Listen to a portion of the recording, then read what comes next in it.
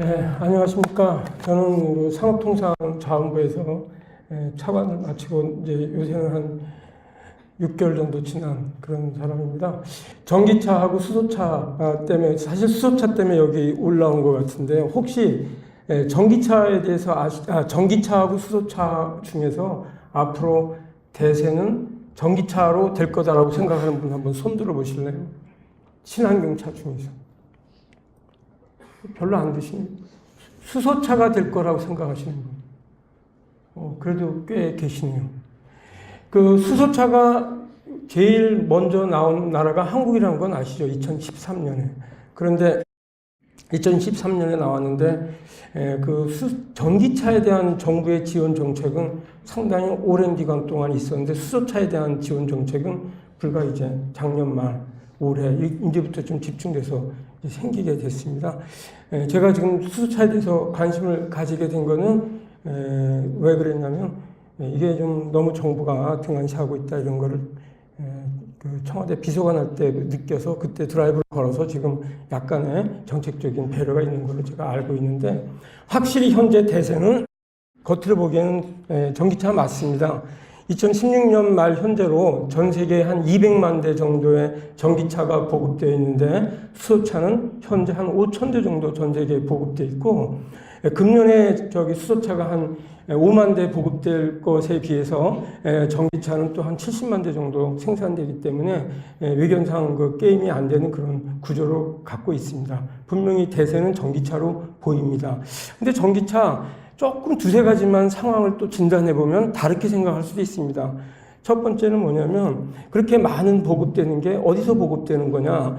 중국이 거의 절반이고 나머지 한 또 3분의 1 정도는 미국이고 나머지 전 세계가 갖고 있는데, 우리나라는 뭐 끼게 한 2만 5천 대 정도 전기차가 지금 보급되어 있는 상황인데, 수소차는 겨우 183대. 확실히 전기차가 우위에 있죠. 근데 그렇게 많은 전기차 보급을 알아보면 중국이 절반 정도 되는데 BYD가 대부분 그걸 보급하고 있습니다. 근데 중국에서는 그 하이브리드 카도 전기차에 카운트를 하고 있어요. 한번 그 충전을 하면 600km 정도 갈 수 있는데 100km는 전기로 가고 나머지 500km는 가솔린으로 가고 있는데, 그거를 지금 전기차에 카운트를 했고, 그리고 중국에서 그나마 그거라도 많이 보급되는 이유는 중국 정부의 강력한 전기차 드라이브 정책 때문에 그렇습니다. 일반적으로 중국에서는 일반 차를 갖다가 사서 그거를 그 번호판을 획득하기 위해서는 한 2년 정도 기다려야 된다고 합니다. 자동차 번호판. 근데 전기차는 뭐 하루 이틀이면 준대요. 그러니까 너도 나도 전기차를 사게 되는 거고, 그리고 중국은 얼마나 큰 나라입니까? 공공기관에서도 의무적으로 다 사게 하고 그러다 보니 BYD, 실제로 전기차 아닌 것 같은 전기차가 빨리 보급돼서 외견상 그렇게 보이는 거고, 미국의 캘리포니아 전기차 보급 많이 돼 있죠. 그죠? 미국 전체가 많이 보급됐다고 생각하는 분도 있겠죠. 제가 예전에 2016년에 BH에 근무하면서 한번 보호를 드린 적이 있었는데, 일반 주, 캘리포니아를 빼고 나머지 주를 카운트해 보니까 채 800대가 안 돼요. 한 700대 정도. 각 주마다. 평균이. 캘리포니아만 지금 많은 겁니다. 그럼 캘리포니아는 왜 이렇게 많냐? 그럼 캘리포니아의 그 친환경차, 인센티브 정책 때문에 그런 겁니다. 정책이 사라지면 과연 그게 계속 지속이 될 건가, 이거에 대해서는 한번 저희가 생각해 볼 필요가 있다고 생각합니다. 근데 그런 거는 그래도 또 본질적인 이유는 아니라고 생각합니다. 제 오늘 강의의 목적은 이 수업이 끝나고 나서, 이 강의가 끝나고 나서 여러분이 수소차가 대세가 될 것이라고 생각하는 사람도 다시 손을 한번 들어보게 하려고 그러는데, 몇 분 정도가 됐냐가 내 강의의 성공을, 실패를 좌우할 거라고 저는 생각합니다. 한 세 가지 관점에서 한번 생각해 봅시다. 첫 번째, 제일 쉬운 거, 충전 문제. 아시다시피 전기차 충전하려면 급속 충전기로 30분, 완속 충전기로 2시간에서 10시간 걸리죠?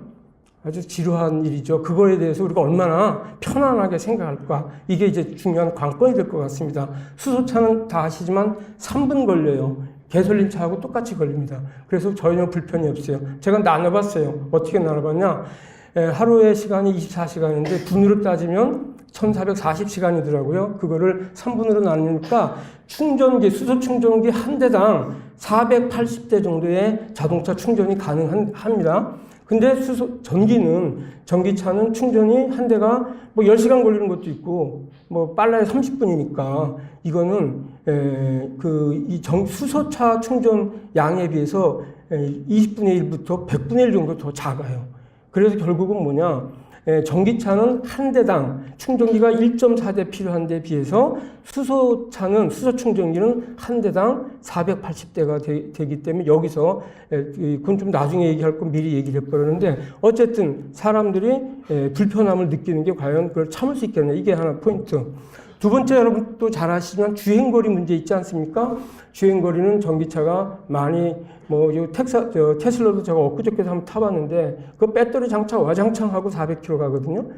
그 배터리 장착 기술이 좀 바뀔지언정 배터리의 진정한 혁신은 거의 나타나기 어려운 상황입니다. 얼마큼 많이 장착할 거냐, 효율적으로, 이 문제예요. 그래서 그 보통 전기차는 200km에서 한 300km 가죠. 100km만 저희 가솔린 자동차 타고 가다가 지금 가솔린이 100km만 남아도 좀 불안해서 주유소를 찾아가는데 탈 때부터 200km, 탈 때부터 300km 불안해서 이 장거리 뛰기 참 어렵습니다. 그런 단점이 있는 반면에 수소차는 뭐 미니멈 600km, 뭐 많으면 1000km까지도 가능할 겁니다.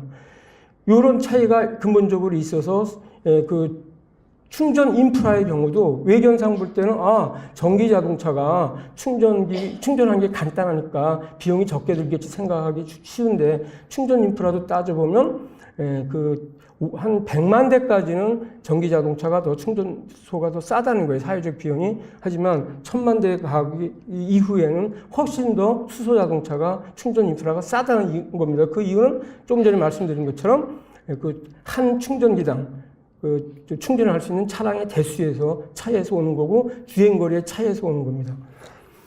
그러면 이제 네 번째 여러분들이 좀 궁금해하는 건 수소차 그거 안전할까? 수소폭탄하고 같지 않아? 이렇게 생각하는 분들이 의외로 많은데 이게 정보의 겹을 좀 줄여야 될 것 같더라고요. 첫 번째, 수소차의 그 수소하고 수소폭탄에 사용되는 수소하고 같은 수소가 전혀 아니거든요. 수소에는 3가지 종류가 있더라고요. 저도 자연과학도는 아니지만 일부러 많이 좀 찾아봤더니만 수소는 보통 수소, 중수소, 삼중수소 이렇게 3가지가 있는데 보통 수소는 원자핵에 여기 이과에 계신 분들 저보다 잘 아시겠지만 원자핵에 양성자 하나 있는 거, 중수소는 원자핵에 양성자, 중성자 각각 하나 있는 거, 삼중수소는 원자핵에 양성자 하나, 중성자 2개 있는 거, 이렇게 되어 있는데 핵융합 반응이 일어나는 거는 중수소하고 삼중수소입니다. 수소 자동차에 들어가는 수소는 그냥 보통 수소예요. 원자 구조 자체가 다른 거기 때문에 수소폭탄하고는 전혀 관계없다. 이렇게 먼저 이해하시면 될 것 같고, 두 번째, 그럼 그냥 수소도 좀 위험하지 않은가? 이렇게 생각하는 분도 따로 있을 겁니다. 왜냐하면 발화 에너지가 상당히 낮습니다. 조금 온도가 낮아도 폭발할 가능성이 있지요. 하지만 수소의 장점은 뭐냐면 다른 물질에 비해서 가볍다는 거지 않습니까? 이 세상에서 가장 가벼운 물질이 수소죠. 그래서 수소의 분포를 보면 이 대기 중에는 100만 분의 1 정도의 그 수소가 있는 거고 바닷속에도 한 10% 정도가 수소로 물에 이루어져 있는데 대부분 그냥 물속에 있고 공기 중에는 거의 없어요. 왜냐하면 다 우주로 날아가 버리죠. 이 특징만 잘 관리하면 수소는 안전하게 관리할 수 있는 그런 물질이다. 이렇게 생각이 됩니다. 최근에 저 남양주인가 어디서 LPG 가스 폭발 사고가 나면서 부부가 돌아가시고 그런 사고가 며칠 전에 있었는데 그 원인도 보면 그 가스는 공기보다 무겁기 때문에 밑에 다 가라앉았어요. 거기다 인화물질이 접근되니까 그 폭발이 일어나는데 수소는 그렇게 있을 여지가 없죠. 다 날아가 버리는 거죠. 그래도 한 용기에 단단한 철 같은 용기에 들어가 있다면 순식간에 폭발을 할 수 있을 겁니다. 그러면 단단한 철에 들어가지 않게 하는 방법이 안전하게 수소를 쓰는 방법인데 이제 수소 자동차의 가장 큰 핵심적인 것 중에 하나가 수소 저장 탱크인데 그걸 어떻게 만드느냐가 이제 관건이죠. 안전 문제하고 관련해서 수소 저장 탱크는 어떻게 만들고 있냐면 먼저 플라스틱 라이너로 하나의 연료 통을 만듭니다. 그거는 수소들이 밖에 못 나가게 꽉 막는 그런 역할을 하는 거죠. 그러고 나서 이거를 탄소 섬유, 그걸 칭칭칭 감는데 수천 번 감습니다. 탄소 섬유를 감는 이유는 폭발이 일어나더라도 피식피식 세게 만들려고, 가벼우니까. 그러니까 이 수소 저장 탱크는 폭발이 일어나지 않고 문제가 생기더라도 휙 새갖고 나가는, 그렇게 되는 겁니다. 그래서 수소 자동차는 폭발 가능성이 보통의 수소에도 없다. 그건 결국은 뭡니까? 안전하다 이거죠. 오히려 가솔린 차하고 근데 비교해 보면 미국의 에너지부에서 실험을 했는데 어떤 실험을 해봤냐면 한번 거기다 불을 질러봤어요. 가솔린 차는 1분 30초 안에 완전 전소가 되면서 화염에 쌓여지게 되고 전소가 됐습니다. 근데 수소 자동차는 1분 만에 불이 완전히 꺼져버렸어요. 왜 그랬을까? 수소가 다 날아가 버린 거예요. 밖으로. 그래서 그냥 꺼져버렸어요. 탈 수 있는 뭐 에너지가 없으니까. 그래서 가솔린 차에 비해서 훨씬 더 안전했다. 이렇게 얘기할 수 있는데 실제로 폭발력도 가솔린 대비 4.5%밖에 안 돼요. 그 폭발성이. 그러니까 상당히 낮아요. 그래서 이 수소차의 안전 문제, 그거는 뭐 걱정 안 해도 되는 문제다. 그러면 이제 그 문제가 해결이 됐으니 전기차에 비해서 뭐 이렇게 두려워할 게 없는 거죠. 여기까지 들었는데도 아직까지 뭐 수소차는 별로다 이렇게 생각하는 분 혹시 있으세요? 손 들어보세요. 그 문제가 뭐예요? 얘기해 보십시오. 뭐 질이 없는 걸로 되어 있는데 뭐 상관없을 것 같아요. 뭐 질의해 보십시오. 그 문제가 있습니다. 그 문제가 있어요. 그러면 수소, 전기는 집에서 그냥 충전하면 되는데 수소를 구하려면 어렵지 않느냐. 저도 그것 때문에 고민을 많이 했었어요. 근데 답을 보니까 너무 쉽더라고요. 수소는 3가지 방법으로 우리가 얻을 수 있습니다. 하나는 부생수소. 그 뭐냐면 철강 공장, 석유화학 공장. 우리나라는 제조업이 발전해서 그런 공장이 많지요. 거기서 부산물로 나오는 게 수소입니다. 1년에 한 200만 톤 정도 생산돼요. 그 중에서 80%는 공정 과정상에서 자체적으로 쓰이고 나머지는 안 쓰게 되는데 그 중에서 한 13%는 시중에서 우리가 매입을 할 수 있는데 그게 양이 얼마나 되냐면 26만 톤 정도 된다고 합니다. 이 통계는 다 부정확해요. 왜냐하면 부생수소에 관한 체계적인 통계 조사가 아직까지 안 되고 있어요. 그만큼 관심들이 없었던 거죠. 앞으로 우리가 이런 분야에도 관심을 갖고 통계조차 제대로 이제 내야 되는 그런 상황이 됐는데 10만 톤이면 수소 자동차 50만 대를 운영할 수 있는 그런 양입니다. 26만 톤이면 어림잡아 한 120만 대 정도는 운영할 수 있는 그런 이제 그 양이 되기 때문에 부생수소는 사실 거의 공짜라고 볼 수도 있죠. 아직 수소 가격은 시장에서 결정된 게 없어요. 아직까지는 그렇게 이제 생산되는 방법이 하나 있고 그게 단기적으로는 그렇게 쓸 거라고 생각됩니다. 장기적으로 부생수소에 의존할 수는 없을 것 같아요. 중국 같은 나라는 아시다시피 제조업이 철강 산업, 석유화학 산업이 많이 지금 그 건설이 돼 있기 때문에 중국도 지금 부생수소 생산해서 수소차에 들어오려고 상당히 노력을 하고 있어요. 좀 이따 말씀드릴 건데 보조금이 지금 이형 얘기 나온 김에 얘기하죠. 뭐 보조금이 전기차 대비 5에서 6배 정도 더 주고 있어요. 수소차에 대해서는. 누가? 중국 정부가. 그리고 제 주변에도 지금 스택이라든지 수소 저장용기 기술을 빼가려고 중국에서 호시탐탐 우리 기업들을 노리고 있고 우리 인력도 스카우트 해가려고 그러고 상당히 노력을 하고 있어요. 그리고 말씀드린 것처럼 보조금을 5, 6배 주고 있고. 그리고 두 번째 수소를 또 만드는 방법은 그거는 이제 그 천연가스를 갖다 개질하는 방법인데 그거는 뭐 여기서 언급할 필요는 없다고 생각합니다. 여전히 화석연료를 쓰고 있고 탄소가 발생하고 있기 때문에 세 번째 방법이 이제 전기분해하는 거죠.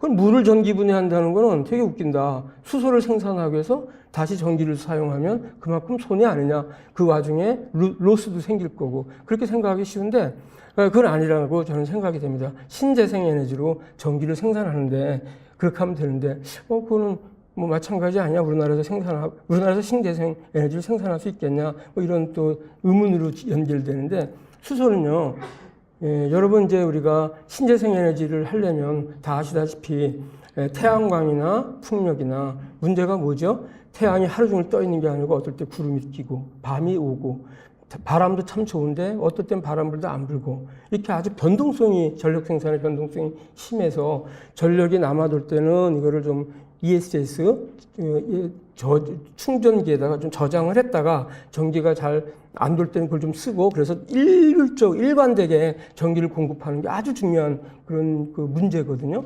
그러려면 신재생이 발달되려면 이 충전기가 충분히 있어야 되는데 제가 말한 그 축전지 ESS는 용량이 되게 작아요. 근데 수소는 어떻습니까? 무궁무진하죠. 그러니까 예를 들어서 우리나라가 아니고 몽고라든지 호주라든지 아프리카라든지 이렇게 사막 지역 또 산지가 없는 지역 이런 데서 태양이 센 지역, 바람이 좋은 데서 신재생으로 전기를 생산해 놓고 그 지역에서 다 쓸 수 없으니 그걸 이제 거기서 전기를 만들어 놓는 거예요. 물을 분해해서 해변이면 더 좋겠죠. 물을 분해했다가 그 물로서 전기를 생산한 다음에 그 전기를 그 수소를 우리나라로 이송해 오는 겁니다. 이 기체로보다 액체가 됐을 때는 18배 정도로 많은 양을 수송할 수가 있고 최근에 일본에서는 고체화도 시켜놨대요. 수소를. 그럼 이건 뭐 그러니까 기체 대비 액체는 18배 정도 수송량이 있는데 제가 어제 고체는 확인 못 해봤는데요. 거의 뭐 100배 정도 되지 않겠습니까? 그러니까 수소 이동시키는 게 별 문제가 안 돼요. 지금도 석유, 가스 이런 걸 수입해 오는데 그 대신에 호주라든지 이런 데서 그 태양광이나 풍력 같은 걸로 신재생 발전을 하고 그 발전으로 수소로 바꿔놓고 그 수소를 가져오면 됩니다. 그게 에너지 저장 장치죠. 그리고 여기 우리나라에 그걸 가지고 와서 그거를 다시 이제 전기로 만들어서 쓰면 된다 이거죠. 그 자동차에 넣어갖고. 그래서 수소를 얻는 방법은 그리 어려운 문제가 아니다. 다만 이 와중에 저희가 그 이제 수소 운반용 선박도 만들어야 되고 그런 이제 기술적인 노력도 또 해야 되겠죠. 일본은 뭐 이미 수소 운반용 선박도 개발에 나서고 있다고 들었습니다. 여기까지 얘기하셨을 때 수소차보다는 역시 전기차 하시는 분이 얼마나 계신지 모르겠습니다. 자, 그런데 문제는 또 있는 것 같아요. 초반기에 그러면 수소 충전도 싸고, 쌀 것 같아요. 제 생각에 싸고, 또 이 충전 인프라도 장기적으로는 비용이 안 든다고 하지만 당장 내가 수소차를 샀을 때 충전할 데가 없지 않습니까? 우리나라 지금 12군데 있어요. 충전소 12개.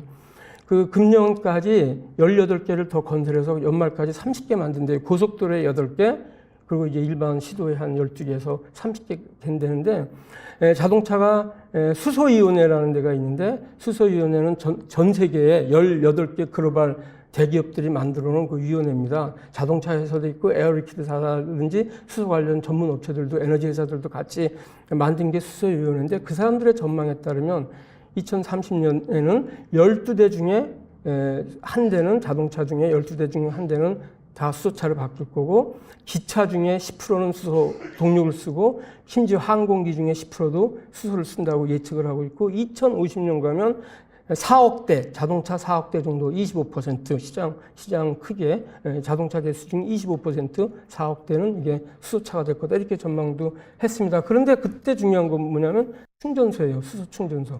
충전소가 얼마나 구비되냐는데 말씀드린 것처럼 자동차 1000대당 수소 충전기 한 1개 정도 그 정도 있으면 돼요. 그러니까 1500만 대가 공급이 됐다 그러면 충전소 한 15,000개 정도 있으면 됩니다. 근데 우리나라는 뭐 수소차가 아무리 많아도 지금 현재 자동차가 2천만 대니까 그걸 계산해 본 한 2만 개 정도 있으면 되지 않습니까? 근데 그 완전히 다 수소차가 장악을 했을 때고 수소차의 영역이 장거리용, 저 생각에는 장거리용, 그다음에 이제 무거운 거. 왜냐하면 이거는 출력이 높게 설계할 수도 있기 때문에 수소차는 500km, 1000km, 그다음 버스, 화물차에 적용이 될 수 있고 자율주행 자동차도 수소차로는 가능해요. 하지만 전기차로는 200km, 300km 가는 전기차한테 자율주행을 적용을 해버리면 갈 수 있는 거리가 100km, 50km로 딱 단축이 돼서 자율주행차하고 전기차하고는 엮기가 아주 곤란해져요. 자율주행하기 어렵습니다. 근데 수소차는 그것도 가능하거든요. 그래서 이 충전소가 문제인데 최근에 산업통상자원부에서 무슨 일을 했냐면 우리 지금 CNG 주유소, 충전소, 그다음에 LPG 충전소가 있어요. LPG 충전소는 한 2,000개 되고 CNG 주유소는 한 180개 정도 됩니다. 이거 합치면 한 2,500개 정도, 2,200개 정도 되는데 이 충전소들이 수소 충전소하고 병행해서 이렇게 할 수 있게 허용을 했습니다. 그러니까 새로 충전소를 건립하는 것보다는 기존의 LPG 충전소, CNG 충전소를 거기다가 이제 충전 시설을 설치를 하면 되는데 한 돈 4조 원 정도 드는 걸로 그렇게 추정이 되는데 우리 경제에서 그 정도 부담하는 건 별로 어렵지 갈 것 같지 않습니다. 가장 큰 장점 제가 잊어버렸는데 재작년에 제가 전 대통령님을 모시고 한번 그 프랑스에 그로노블에 가갖고 에어리퀴드사에서 시연회를 했었는데 왜 시연회를 했냐면 이게 얼마나 먼지를 다 먹어버리느냐 이걸 보여주기 위해서 CO2를 얼마나 먹어버리냐. 아주 까만 공기를 여기다 그림이 있었으면 도와줬을 것 같은데 풍선에다 까만 공기를 담았어요. 공해가 잔뜩 짠 거. 그거를 수소차에다가 시동을 걸어서 스택이라는 엔진을 통해서 나가고 나니까 이게 깨끗해졌어요. 그러니까 이게 공해가 전혀 발생하지 않는 그런 자동차다. 왜냐하면 수소는 전기는 산소하고 그 수소가 결합이 돼서 물도 나오면서 전기가 생산되는 건데 이때 산소가 아주 깨끗한 산소만 가능하기 때문에 나머지는 다 걸러서 한 줌에 먼지로 쌓여서 이제 그건 버리면 되는 거거든요. 근데 여러분이 질문하지 않으신 게 하나 더 있었던 것 같아요. 언뜻 저도 생각나는데 가격 문제. 수소차 가격 다 좋은데 수소차 가격 어떠냐 이런 문제가 남았는데요. 처음에 수소차가 나왔을 때는 1억 원 정도 했어요.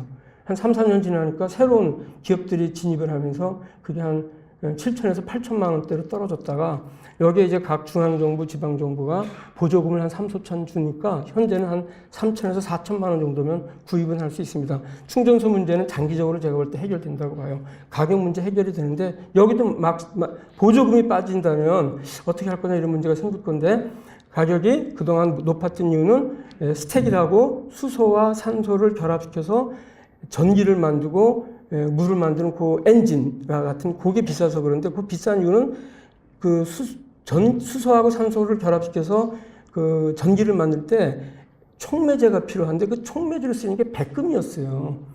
백금이 비싸지 않습니까? 그러다 보니까 스택 자체가 전체 그 자동차에서 차지하는 비중이 한 30% 넘는데 가격에서 이게 너무 비싸서 그런데 지금 기술이 발전해서 그 백금 사용량이 2013년에 한 200g 되던 게 지금 11g으로 줄어들었고 일본에서는 아예 백금을 사용하지 않는 촉매제도 개발돼 있고 우리 현대자동차도 거의 성공하는 걸로 제가 알고 있어요. 그러면 앞으로 그 백금 때문에 수소차가 비싸진 이유는 없어졌죠. 하나 이제 마지막으로 제가 요거는 말씀드리고 가야 되겠습니다. 이거 기억이 지금 났기 때문에 제가 두서없이 얘기를 하게 됐는데 전기차 배터리로 가잖아요. 배터리는 뭘로 만들죠? 지금 현재 코발트나 리튬 이런 희귀금속으로 만들고 있어요. 근데 그 희귀금속은 매장이 공교롭게도 코발트는 콩고에만 전 세계 매장량의 50%예요. 그리고 리튬은 알지만 볼리비아라든지 페루라든지 남미 국가 염호에 주로 매장돼 있어요. 전번에 테슬라가 2016년에 대규모 전기자동차 공장을 짓겠다고 하니까 1년 동안에 코발트 가격 172% 상승, 리튬 가격 90% 상승했습니다. 가격이. 앞으로 전기자동차 많아지죠. 막 웃는 사람이 있을 거예요. 누가 우세요? 콩고하고 남미 국가들 신날 거예요. 왜냐하면 천정부지로 제 생각에 그 원료 가격이 뛸 겁니다.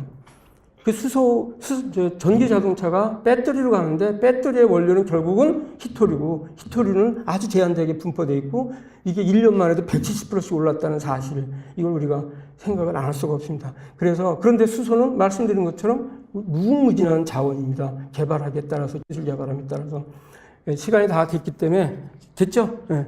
정부가 해야 될 일 있고 업계가 할 일인데 정부는 뭐를 지금 해야 되냐면 여러분 업계는 소비자도 중요한 것 같아요. 소비자 인식. 수차 과감하게 사십시오. 기업들 투자하세요. 왜냐하면 여기는 저장하는 거, 인프라 투자 뭐 여러 가지 전후방 효과가 되게 높은 산업이거든요. 전기차는 부품이 12,000개인데 이 수소차는 내연기관차하고 비슷하게 한 2만 개가 넘어요. 그리고 전후방 산업 연관 효과가 높아서 현대 하나만 위해서 지금 이 수소차가 있는 게 아니라 전후방 많은 기업들을 위해서 있는 겁니다. 그래서 그런 측면도 하나 있어서 기업들이 노력을 해야 되는 건 맞고 정부가 특히 수소차나 전기차나 차별 없이 일관되게 지원해 주는 게 필요하다. 다른 나라도 다 그렇게 하고 있거든요. 근데 우리는 어떤 때 정부가 막 셀렉트를 해. 전기차만 해. 이런 식으로. 그러면 안 된다 이거죠. 오늘 강의가 되든지 지금 이제 마지막으로 한번 전기차하고 수소차하고 어디가 될 것 같다 하면 손 들어볼래요. 전기차가 대세가 될 거다. 왜 없어졌어요? 수소차가 대세가 될 거다. 성공했습니다. 근데 그렇지 않아요. 제가 볼 때 단기적으로는 전기차가 단거리용 세컨카로 갈 겁니다. 그리고 단기적으로는 수소차는 화물차, 버스, 중장거리용으로 갈 겁니다. 아주 장기적으로는 제 생각에는 수소차가 이깁니다. 그건 장기적으로는 100년이 될지 200년이 될지 모르겠어요. 하여튼 그렇게 될 걸로 저는 생각을 하고 있는데 여러분이 공감하시면 박수 한번 쳐주시고 아니면 안 해주세요. 감사합니다.